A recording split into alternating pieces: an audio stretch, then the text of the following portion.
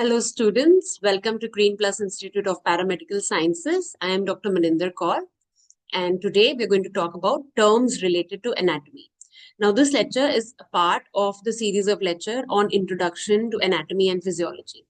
इस लेक्चर में हम क्या पढ़ने वाले हैं? हम पढ़ने वाले हैं क्या क्या टर्म्स हैं जो हम यूज करते हैं. टर्म्स मतलब क्या क्या वर्ड्स हैं जो हम यूज करते हैं इन एनाटॉमी एंड उनका क्या मतलब होता है. अब ये chapter, as I had told you before, is again a very important chapter, क्योंकि इससे आपकी एनाटॉमी की अंडरस्टैंडिंग का बेस बनता है. ये जो वर्ड्स हैं ये ऑल थ्रू आउट आपके एनाटॉमी और फिजियोलॉजी में यूज होंगे, तो आपको ये समझने की जरूरत है कि इनका मतलब क्या होता है. जब आप उसको समझ लोगे, मे बी 2 बार 3 बार देख लोगे, तो आपको वो एक बेटर अंडरस्टैंडिंग आ जाएगी कि हाँ भाई, हमें किस तरह से डिस्क्राइब करना होता है किसी चीज को, राइट. सो स्टार्टिंग ऑफ, सबसे पहले we come to know about the body positions. अब देखो, हर चीज का कोई एक रेफरेंस पॉइंट होता है. जैसे हम मे बी किसी भी चीज के लिए फिजिक्स में बोलते हैं, फॉर एग्जाम्पल, कि कोई चीज किसी चीज से कितनी दूर है, हम उससे एक रेफरेंस लेते हैं, है ना. किसी एक पॉइंट को रेफरेंस पॉइंट लेके उससे डिस्क्राइब करते हैं कि वो चीज कितनी दूर है, right. So that is like a reference point. So in anatomy the reference point is the anatomical position. तो this is something which is very very very important for understanding point of view. From exam point of view, again a very pet question, to describe the anatomical position of the body. And you have to understand the anatomical position because उसी के relation से फिर हर तरह की position explain की जाती है, हर तरह का point explain किया जाता है according to the anatomical position. जो भी आप किसी भी किताब में anatomy से related कुछ भी देखेंगे, कोई भी organ से related, किसी भी चीज से related कोई भी relation बताया जाएगा, वो anatomical position से बताया जाएगा. ठीक है. So what is anatomical position? Now here you can see this, the picture of a girl standing straight, है ना. तो ये anatomical position की picture है. इसमें the person is standing straight with eyes looking forward. Both arms are by the side of the body and with the palms facing forward, right? See, so you can see that the person is standing straight with the eyes forward, looking forward, both arms by the side and the palms facing forward. ये palms जो है हथेलियां सामने होती हैं, and both the feet together. Now this is the anatomical position. It's a very simple thing, but आपको समझने की जरूरत है. Visualize करो और याद रखो, ठीक है. Standing straight with eyes looking forward, both arms by the side of the body and the palms facing forward, both feet together. This is the anatomical position. अब इसी के रिलेशन में आ जाता है supine and prone. So you understand that supine is basically a person lying on his back, ठीक है, lying on his or her back with the palms by the side of the body facing forwards and the feet together. आप imagine करिए जो anatomical position है, वो anatomical position में ही जब patient अगर लेट जाएगा तो वो सुपाइन पोजीशन हो जाएगी. ठीक है. फिर आ जाता है प्रोन. ना प्रोन है उल्टा ऑफ सुपाइन. जैसे सुपाइन में लेटे थे वैसे अगर आप उल्टे हो जाते हैं और प्रोन में लेटते हैं तो that becomes the prone position when the person is lying on the face, chest and abdomen, right. Then we talk about the body planes and sections. Again, another very important question. You have 3 planes of the body, okay. Basically there is sagittal, frontal and transverse. अब इनका क्या क्या मतलब है और उसको कैसे याद रखना है. तो सजाइटल प्लेन होता है जब हम बॉडी को लेफ्ट और राइट हाफ्स में डिवाइड कर रहे हैं. जब हम समझे ऐसे कट करेंगे बॉडी को, ऐसे, सी, ऐसे, है ना. So when you cut the body like this, so it will be divided into 2 halves, एक लेफ्ट साइड का एक राइट साइड का, राइट. तो that will be the sagittal section. In this you can see this is the sagittal plane. जो ये plane यहां से ऐसे जा रही है, ये वाली, this is the sagittal plane. ठीक है.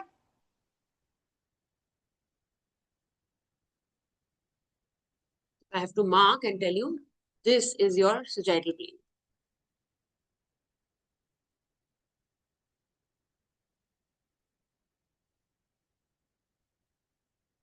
Okay. So where you're dividing to left and right half. अब अगर आप बिल्कुल सेंटर ऑफ द बॉडी में से करेंगे जहां पे इक्वल हाफ्स हो जाएंगे राइट और लेफ्ट के, then it will be the median sagittal plane. ठीक है. अगर बिल्कुल सेंटर में से करेंगे तो वो मीडियन सजाइटल प्लेन हो जाएगा.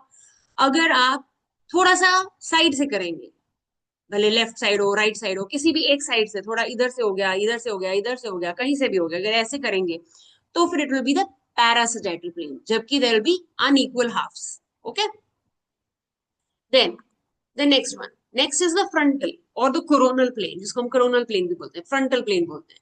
ये क्या डिवाइड करता है, ये बॉडी को फ्रंट और बैक पोर्शन में डिवाइड करता है, कि आगे का पोर्शन और पीछे का पोर्शन। मतलब ये हम ऐसे बॉडी को डिवाइड कर रहे हैं, ऐसे ऐसे ऐसे करते हुए पीछे जा रहे हैं, तो ऐसे ऐसे ऐसे ऐसे जब जाएगा, that will be the sagittal, that will be the sorry frontal plane और द कोरोनल प्लेन। कैसे याद कर सकते हो, फ्रंट टू बैक तो फ्रंटल प्लेन, फ्रंट से फ्रंट, ठीक है। Now this what I am marking here, this is the frontal plane over here. तो ये डिवीजन, ये जो फ्रेम बताया गया है, ये फ्रंटल प्लेन का फ्रेम है, ठीक है। So this is the frontal plane. Then the third is the transverse plane, which is also known as the horizontal plane, axial plane या क्रॉस सेक्शनल प्लेन। ये डिवाइड करता है बॉडी को अपर and lower portions में, ठीक है। Again something, this is possibly would very अगर ऐसे ऐसे कहीं से भी कट करे जाएंगे, है ना, तो वो it will B upper portion और लोअर पोर्शन में हो जाएगा, तो that will be the transverse plane. Okay, now this again is a very important exam question. It's a very important understanding question. Radiology students के लिए, X-ray imaging technology students के लिए ये बहुत बहुत important question है, and बहुत बहुत important part है, because उनके सारा जो भी diagnostics होता है वो इसके ऊपर based होता है, कि कौन से plane का section है, कहाँ पे आप क्या देख पाओगे, ठीक है। So these three planes are again a very important part. I hope it's clear.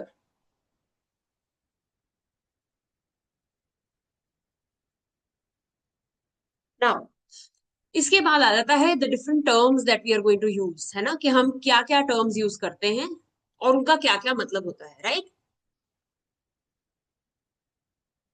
So here we using one term which we call as the superior. Okay, superior से क्या मतलब होता है, सुपीरियर का मतलब होता है anything that is above the other structure. जैसे for example the heart is superior to the stomach, अगर मैं बोलूंगी तो my nose is superior to my mouth, for everyone for that matter, the nose is superior to the mouth, है ना, वो उसके ऊपर है, जो किसी चीज के ऊपर है वो सुपीरियर होएगा। हम आम जो डेजिग्नेशन में बात करते हैं, ये बोलते हैं ना कि जो हमसे ओहदे में ऊंचा है, हम उसको बोलते हैं वो हमारा सुपीरियर है, right. So that way, so which is above is superior. फिर आ जाता है जो बिलो है, which is below another structure, that will be inferior, ठीक है। Anything that is below the other structure. अभी इसी चीज को अदर वे अराउंड बोल सकते हैं, कि the stomach is below the heart, या the mouth is below the nose, right. So that is superior and inferior. अब ये देखो, हर तरह के टर्म्स जो हैं वो जनरली दो दो में क्लब होते हैं, कि opposites of each other in a way you can say, है ना, कि जैसे सुपीरियर इंफीरियर ऐसे। उसी तरह से एंटीरियर पोस्टीरियर, अब ये शायद आपने पहले सुना भी होगा, एंटीरियर एंड पोस्टीरियर। एंटीरियर होता है जो front of the part, body part में होता है, तो in front of the body will be anterior, in the behind part will be posterior. अभी एंटीरियर पोस्टीरियर को वेंट्रल डॉर्सल भी बोला जाता है। These are other terms that are used for the same thing, ठीक है। एंटीरियर या ventral, posterior या डॉर्सल। ओके, नाउ एग्जाम्पल कैसे, अगर हम बोलते हैं नेवल है, अम्बलाइकस है ना, so the navel is anterior to the spine, obviously navel आगे है, navel is anterior to the spine, and the spine is posterior to the navel, ठीक है। सेम चीज को अलग तरह से बता रहे हैं, तो एंटीरियर पोस्टीरियर या ventral dorsal.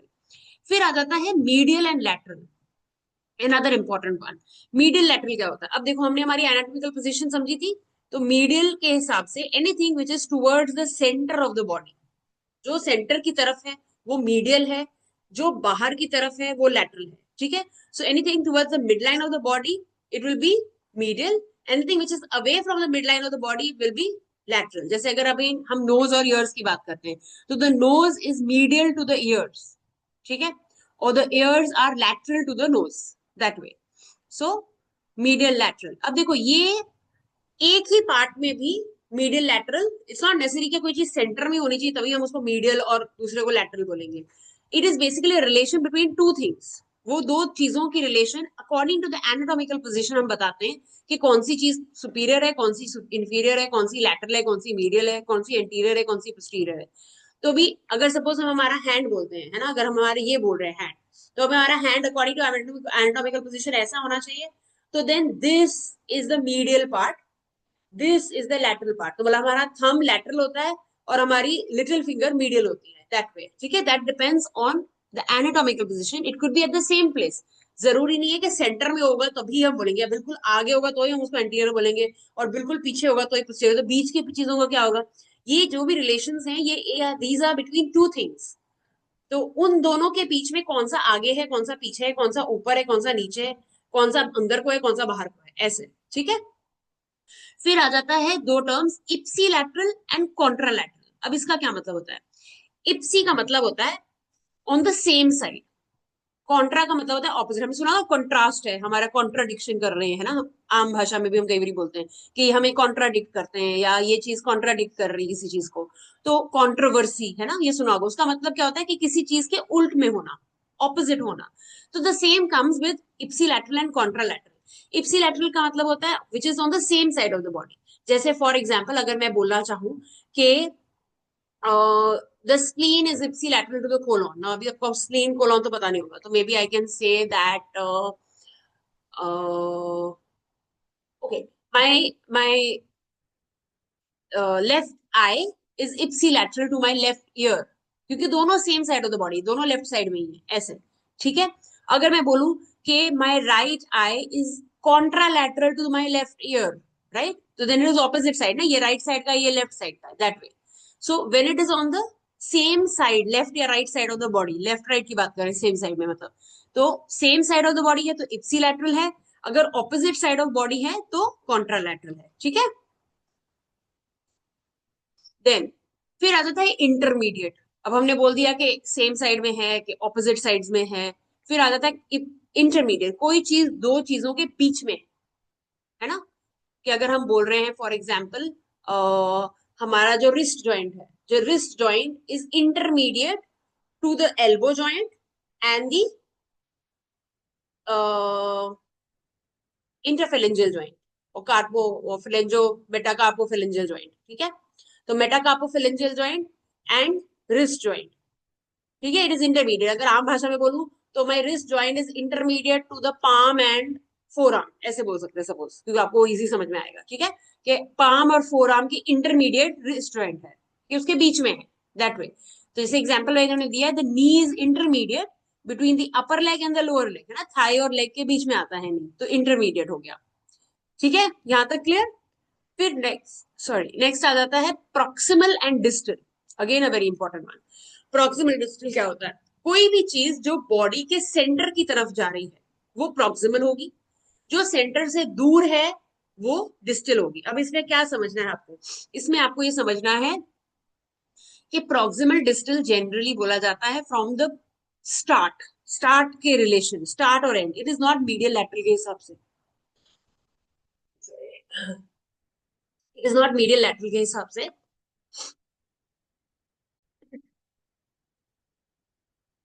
So proximal and distal is not like medial lateral, इसमें कंफ्यूज नहीं होना। मीडियल लैटरल क्या था? अंदर की तरफ और बाहर की तरफ।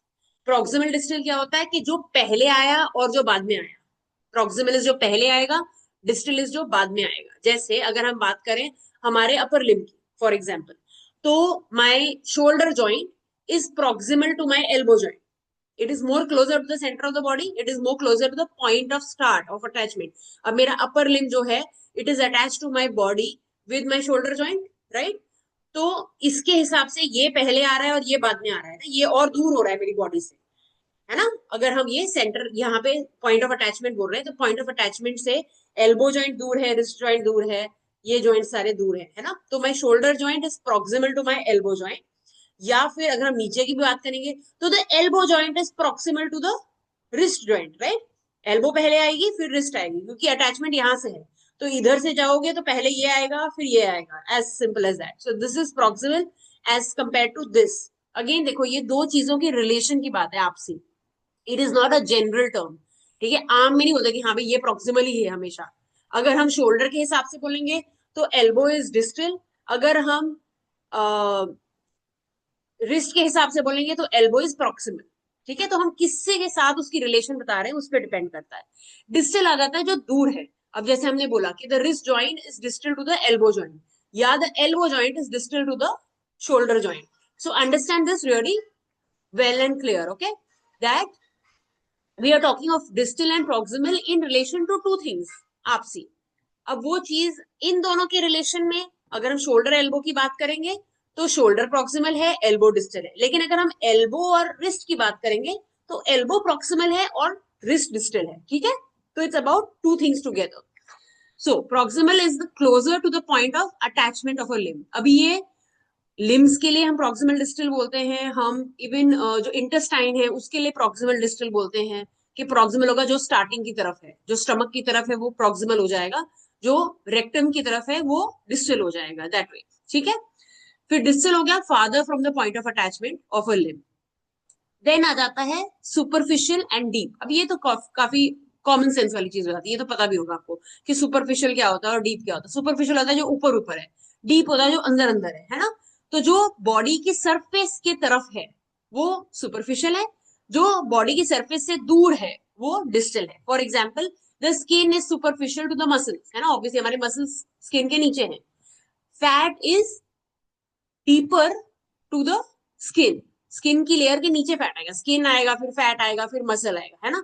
तो skin is superficial to the fat, skin is superficial to the muscle. अब muscle is deep to the fat, muscle is deep to the skin.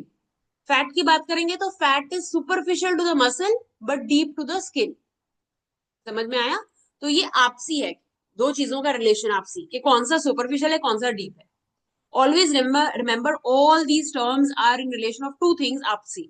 उनका आपसी रिलेशन क्या है, ठीक है, ये उसके हिसाब से बताया जा रहा है। अब ये दोनों ही स्लाइड्स जो मैंने बताई आपको, ये बहुत बहुत अगर इनफैक्ट अब तक तो जो सारी आई हैं वो सभी बहुत इंपॉर्टेंट है, from understanding point of view, from exam point of view both. ये बहुत पेट क्वेश्चंस होते हैं, ये 100% आपके एग्जाम में ऐसे क्वेश्चंस आते ही आते हैं, तो इसलिए इनको बहुत ध्यान से समझना है। नहीं समझ में आता है उसको फिर से रिपीट रीरन करके सुनिए, ताकि आपको ये चीज, ये कंसेप्ट जो है क्लियर हो जाए, ठीक है। Then, now after this we talk about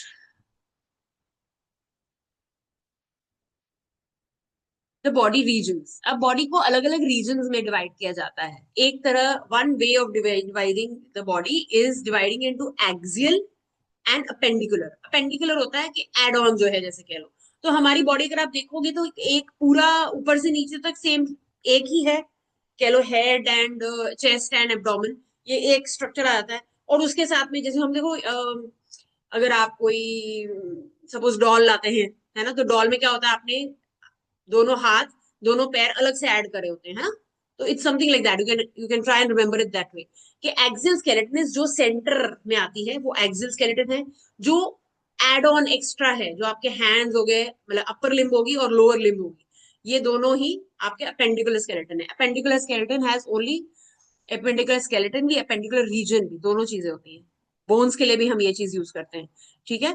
तो appendicular is the upper limbs and lower limbs. Axial includes the head, the neck, the trunk, thorax, trunk which includes the thorax and abdomen both. ठीक है? Then, then we come to terms related to the body movements. जो movements होती हैं उनके साथ relation में कौन से terms यूज किए जाते हैं।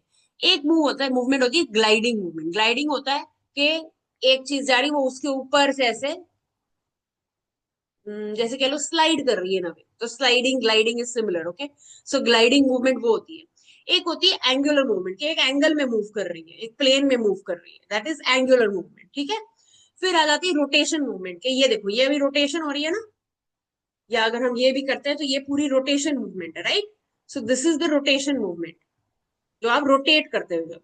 And there are other special movement, जैसे एडक्शन हो गया, एबडक्शन हो गया, है ना। ये सब मूवमेंट्स एडिशनल स्पेशल मूवमेंट्स आते हैं। स्पेशल मूवमेंट्स आगे मैं आपको और एक्सप्लेन करती हूँ। This is simple. ग्लाइडिंग इसकी जब एक के ऊपर दूसरा वो स्लाइड कर रहा है ऐसे इन अ वे, ठीक है, that will B gliding movement. Angular होगा जब किसी एंगल में आप घुमा रहे हो उसको, किसी भी एंगल में अगर घूम रहा है, ठीक है। रोटेशन होता है जब रोटेट हो रहा है, जैसे ये भी एंगल है ना। तो angular movement and rotational movement, and then you have special movements. Special movement में क्या आ जाते हैं, अगेन देखो, these are the different movements that are present in the body. We have flexion, extension. Flexion होता है जब we are moving the body part towards it, है ना। एनाटॉमिकल पोजीशन को याद रखो, अगेन हमेशा एनाटॉमिकल पोजीशन के हिसाब से होएगा। जब हम ऐसे खड़े, तो ये हमारा, जब जब ये हैंड ऐसे हो जाएगा तो ये फ्लेक्शन हो रही है। लेकिन जब ये हैंड ऐसे कर रहे हैं, हम खोल रहे हैं, तो वो फ्लेक्स एक्सटेंशन होती है। तो अगर मैं ऐसे दिखाऊं आपको, अज्यूमिंग दिस, यहां से आप देख रहे हो तो ये एनाटॉमिकल पोजीशन है, आपका हाथ ऐसे है, तो ये चीज फ्लेक्शन है, ठीक है। और ये चीज एक्सटेंशन है। होल्ड हो जाना फ्लेक्शन, सीधा हो जाना एक्सटेंशन, ठीक है। Then abduction and adduction. Abduction, A B, abduction है तो it's away from the body. Adduction होता है क्लोज टू द बॉडी, पास लेके आना, मीडियल की तरफ लेके आना। लैटरल लेके जाओगे तो एबडक्शन होगा ए बी, पास लेके आओगे मीडियल लेके आओगे तो एडक्शन होगा ए डी। ठीक है। देन सरकमडक्शन, सरकमडक्शन होता है इन अ वे काइंड ऑफ रोटेटरी मूवमेंट, जो एक काइंड ऑफ रोटेशन में जाता है, सरकमडक्शन जाता है। ये जनरली हम हिप जॉइंट के लिए बात करते हैं, शोल्डर जॉइंट के लिए बात करते हैं सरकमडक्शन की। फिर आता है medial rotation and lateral rotation. अब मीडियल रोटेशन क्या होता है कि कोई भी चीज ऐसे, मैं इसको ए घुमा रही हूँ अंदर की तरफ, ये पूरी चीज को ऐसे अंदर को घुमा रही हूँ तो ये मीडियली रोटेट हो रही है, अंदर की तरफ रोटेट हो रही है, इसलिए ये मीडियल रोटेशन है। अगर इसको मैं बाहर की तरफ रोटेट करूंगी ऐसे तो वो lateral rotation. So this is lateral rotation, this is medial rotation. ठीक है। फिर आ गया सुपाइनेशन एंड प्रोनेशन। ठीक है।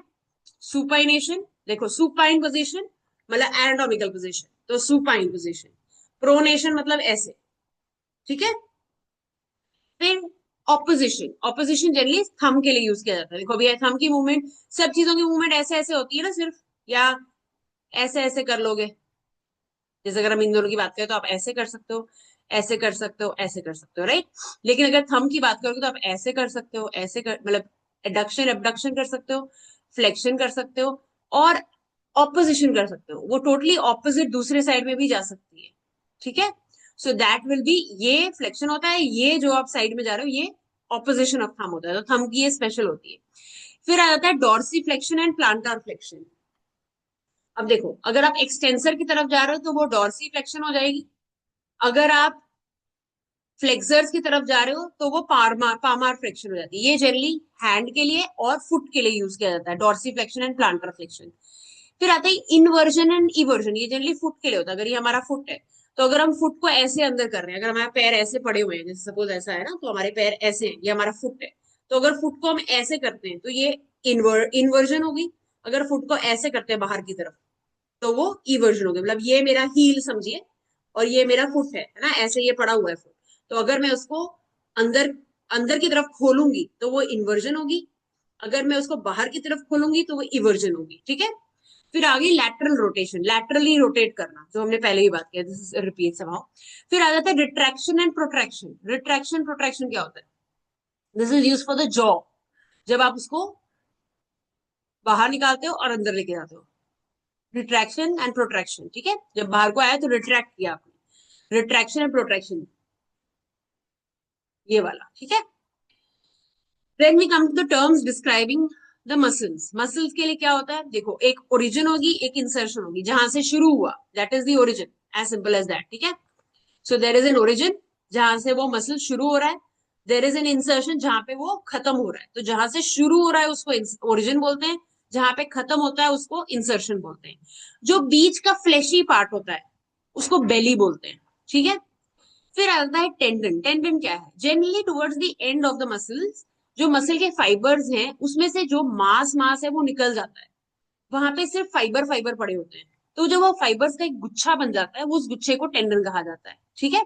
तो ये देखो यहाँ पे जैसे आपको दिख रहा है ये मसल मास बहुत है, लेकिन एंड में आप देखोगे तो ये व्हाइटिश व्हाइटिश सा है, ग्रीनिश दिख रहा है, व्हाइटिश दिख रहा है, जो भी है ना। So it's not brown, it's not the muscle.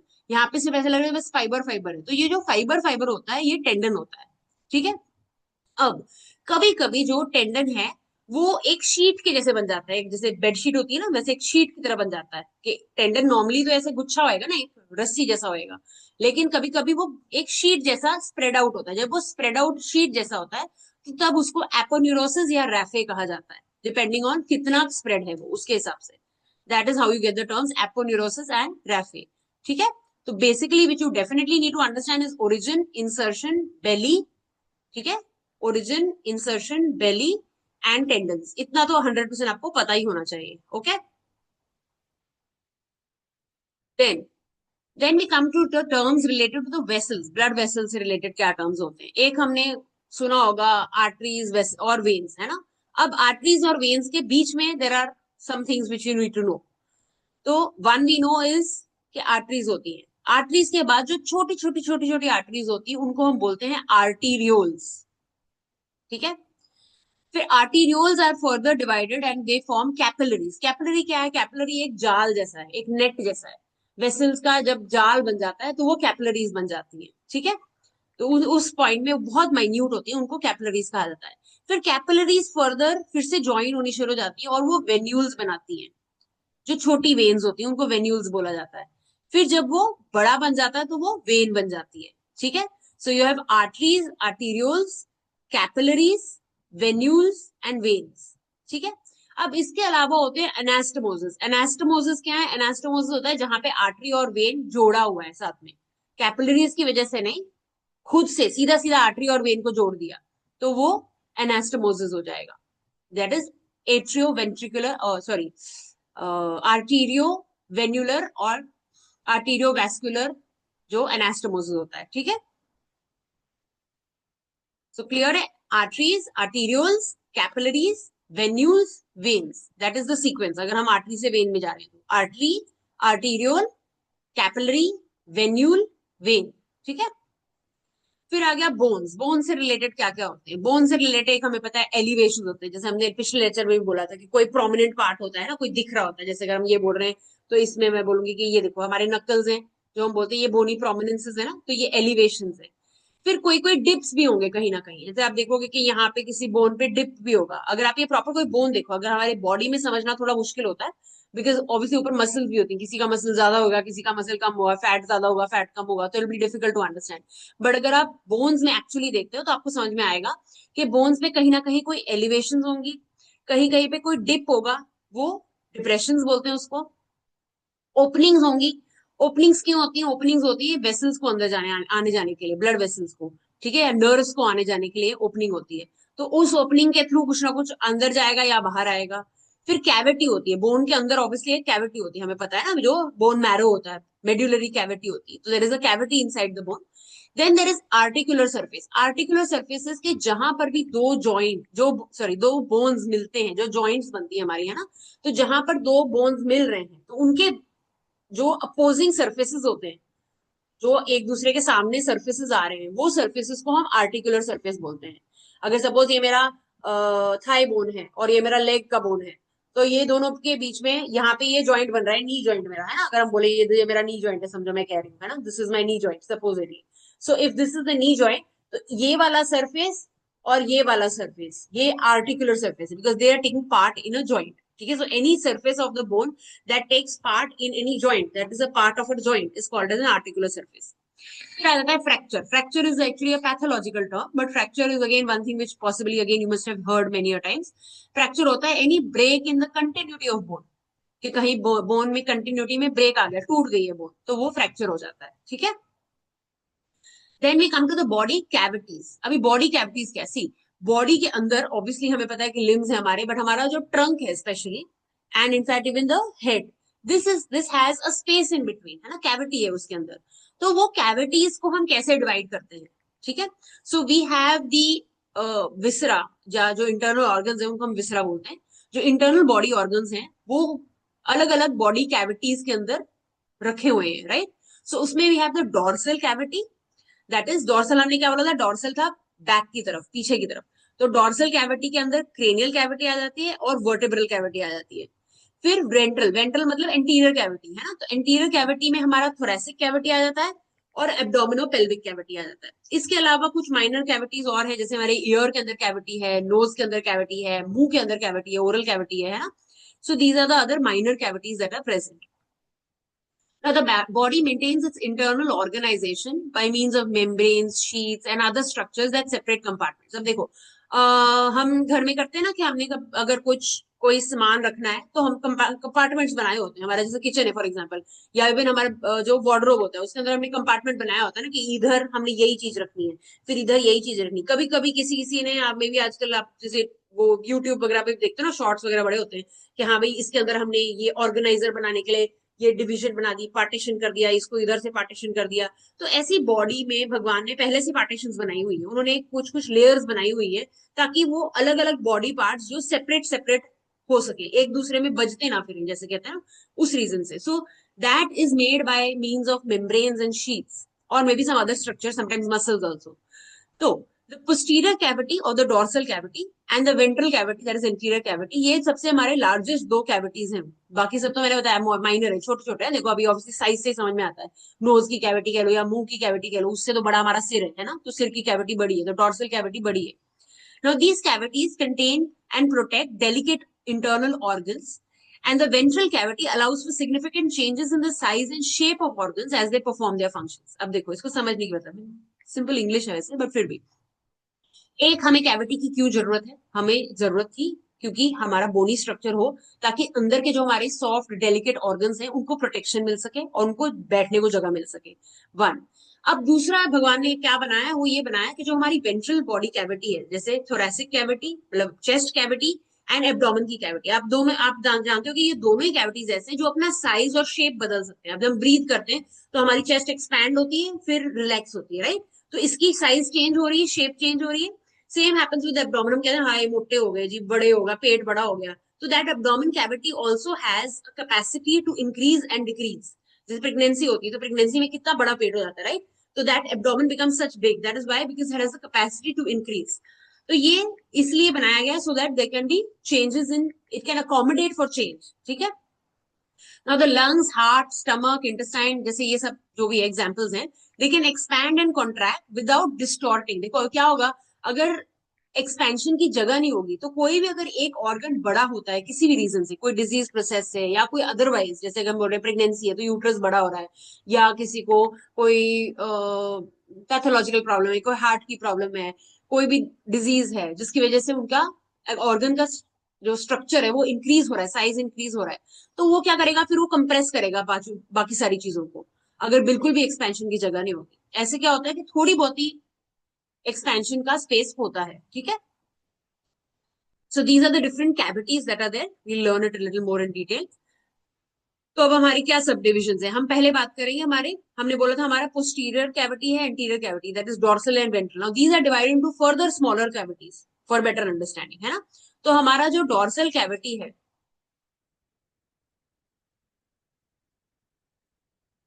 that is divided into the cranial cavity and the vertebral cavity. अब आप नोट करोगे कि ये ऑरेंज कलर का स्ट्रक्चर जो यहाँ पे ब्रेन दिख रहा है आपको, जैसे है ना, ये पोस्टीरियर या डोर्सल कैविटी, ये सारी जो ऑरेंज कलर में है पीछे की तरफ, तो ये cranial cavity and vertebral cavity में डिवाइडेड है। क्रेनियल कैविटी के अंदर क्या है, ब्रेन है ऑब्वियसली, है ना? वर्टिब्रल कैविटी के अंदर क्या है, स्पाइनल कॉर्ड है, ठीक है? Then then comes your anterior cavities. ये पोस्टीरियर में दो ही चीजें हैं, cranial cavity and vertebral cavity, sorry vertebral cavity. Cranial cavity के अंदर ब्रेन है, वर्टिब्रल कैविटी के अंदर स्पाइनल कॉर्ड है।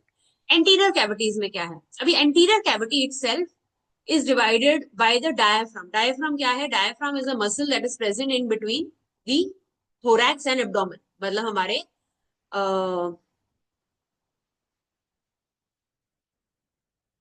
चेस्ट और हमारे एब्डोमेन के बीच में ये एक स्पेस होती है, एक जगह होती है, ठीक है? तो that is you can say your, ये चीज जो है ये आपका डायफ्राम होता है। मैं इसको थोड़ा बाहर एक्सटेंड कर रही हूँ सो दैट आपको कलर से समझ में आए। यहाँ पे आप बोलोगे तो this will be the diaphragm in between the chest and the abdomen. Okay. So the diaphragm will divide the anterior or ventral cavity into two parts. One is the thoracic cavity and नीचे का is the abdominopelvic cavity. ठीक है? Now, जो thoracic cavity जो superior thoracic cavity है, उसके अंदर क्या क्या है? superior thoracic cavity के अंदर हमारे पास हमारा superior mediastinum है, ठीक है? एंड प्लूरल और पेरिकार्डियल कैविटीज हैं। अब ये क्या है, प्लूरल कैविटी क्या है? Plural cavity is the one जिसके अंदर हमारा लंग्स, जिसके अंदर हमारे लंग्स हैं, द प्लूरल कैविटी, ठीक है? The pleural cavity is present where, जो जो पर्पल कलर का आपको नजर आ रहा है, द प्लूरल कैविटी, ठीक है? दिस इज द पर्पल वाला, ये वाला, ओके? ये दोनों जो है ये हमारे प्लूरल कैविटीज हैं। And then you have the pericardial cavity जो हार्ट की कैविटी है, ठीक है? तो we have the pericardial cavity that is this वाला, ये वाला, ओके? तो pericardial cavity contains the heart inside it, ठीक है? अब ये दोनों कैविटीज जो हैं इनकी लेयर्स होती है, ये कैविटीज है। अब इनके ऊपर भी और, जैसे हम कहते हैं ना, हमने कभी कभी कोई चीज खरीदते हैं हम, तो हम वो एक थैली में खरीद के लाते हैं, फिर उसको एक और थैली में डाल देते हैं। कोई अचार वगैरह होगा तो उसको दो तीन थैलियों में डाल के रखते हैं, something like that. So it has extra protective coverings.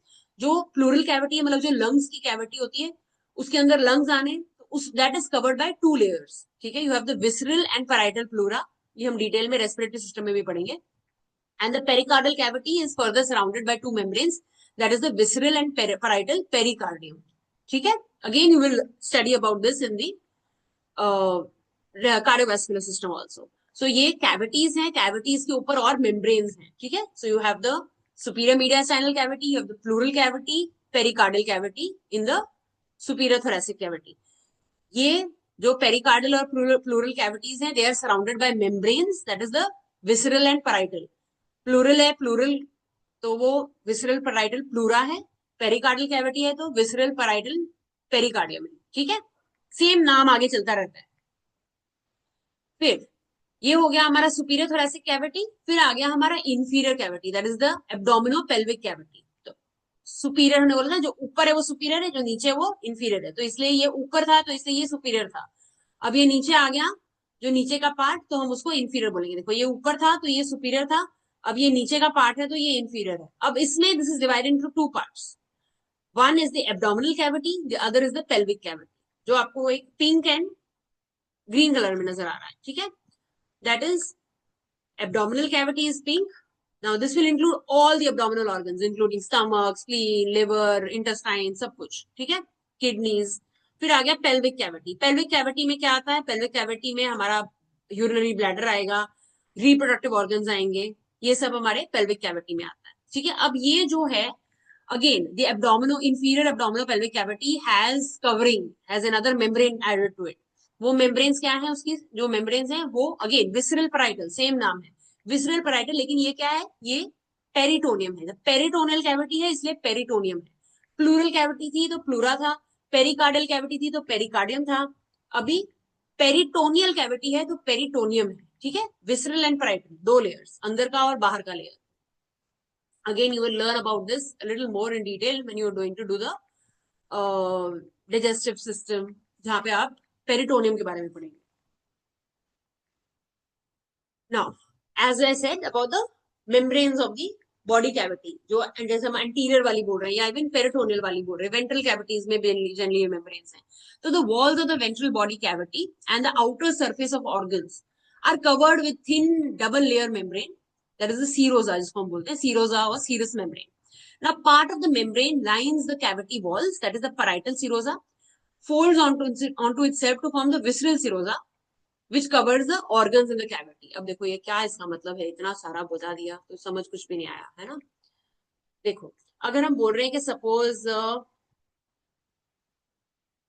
ये मेरा ऑर्गन है कोई भी, ओके, अब इस ऑर्गन में हमारे पास दो लेयर्स हैं। ठीक है,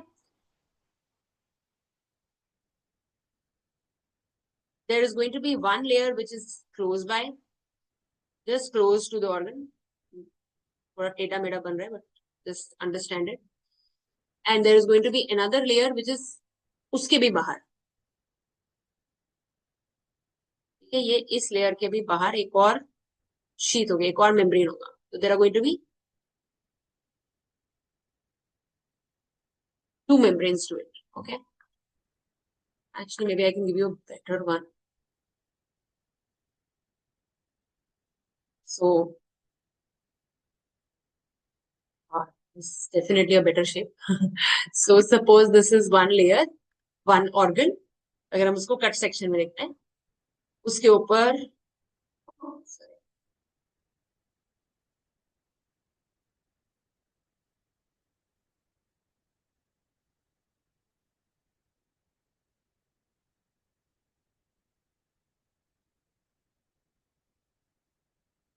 ये आपको थोड़ा समझना ही पड़ेगा। Okay, so we have three layers that I am showing you on this. Okay, तो अंडरस्टैंड कि एक के अंदर एक के अंदर एक ऐसे है ना। तो there is a parietal layer and a visceral layer. जो विसरल होता है वो अंदर की तरफ होता है, जो पैराइटल होता है वो बाहर की तरफ होता है। ठीक है, again you will learn this in the future lectures of yours, but there is a visceral layer and a parietal layer। तो आप जो देख रहे हो जो रेड वाला है वो visceral layer है, जो ग्रीन वाला है वो पैराइटल लेयर है, अंदर ब्लू में ऑर्गन है ना, तो ब्लू इज द ऑर्गन, उसके आगे रेड आया that is the visceral layer, then green आया that is the parietal layer, ठीक है।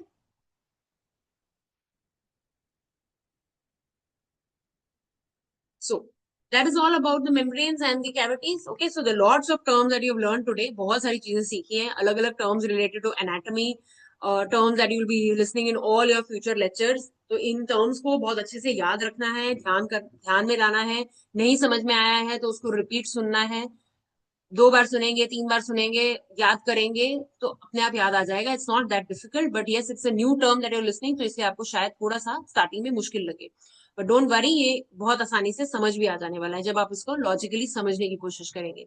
I hope you like the lecture, I hope you have understood it. अगर आपको कोई भी डाउट्स हैं तो आप नीचे कमेंट सेक्शन में मेंशन कर सकते हैं। अगर आपको वीडियो अच्छी लगी है तो आप उसको लाइक करें, हमारे चैनल को सब्सक्राइब करें, and till we meet again, have a nice day and take care, bye bye.